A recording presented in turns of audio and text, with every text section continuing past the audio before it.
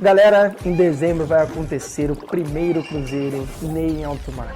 São muitas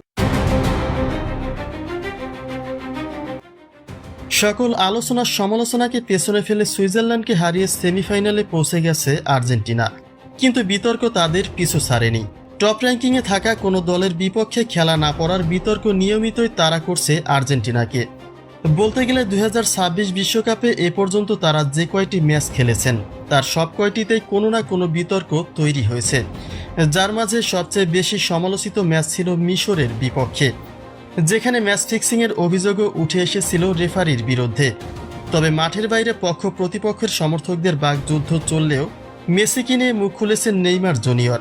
তিনি পরিষ্কার করেছেন তার অবস্থান। সেমিতে পৌঁছাতে চ্যাম্পিয়নদের খেলতে হয়নি র্যাঙ্কিং শীর্ষে টপ 15 দলের তালিকায় থাকা কারো বিপক্ষেই, যে কারণে প্রতিপক্ষরা মনে করছেন ফিফা তাদের শুরু থেকে বাড়তি সুবিধা দিয়ে রেখেছে, কোনো শক্ত প্রতিপক্ষের সঙ্গে তাদের খেলতে হয়নি। এছাড়াও একের পর এক ম্যাচ জুড়ে রেফারির অতিরিক্ত সুবিধা পাওয়ার অভিযোগে রয়েছে মেসির দল। মিশরের গোল বাতিল ও সম্ভাব্য পেনাল্টি আবেদন চেক না দিয়ে সরাসরি বাতিল করায় ফিফার কাছে লিখিত অভিযোগও দিয়েছিল মিশর ফুটবল ফেডারেশন, কিন্তু ফিফা তাদের আবেদন নাকচ করে জানিয়ে দেয় ম্যাচ হারার পরে প্রতিপক্ষের উপর নানা অভিযোগ তোলা ফুটবল ইতিহাসে নতুন কিছু নয়। তবে বিশ্লেষকরা মনে করছেন দায় সারতে ফিফা যাই বলুক, এখানে একটা কারচুপি রয়েছে।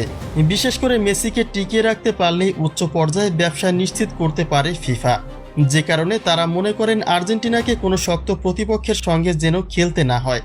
সেই সমীকরণের ছক কষেই 2026 বিশ্বকাপ শুরু করেছে ফিফা। তবে এই অভিযোগের কোনো পরিষ্কার প্রমাণ নেই। আর্জেন্টিনার প্রতি রেফারির বিশেষ খেয়াল ও সেমিতে ওঠা পর্যন্ত কোনো শক্ত প্রতিপক্ষ না পড়াতেই মানুষ এটা মনে করে।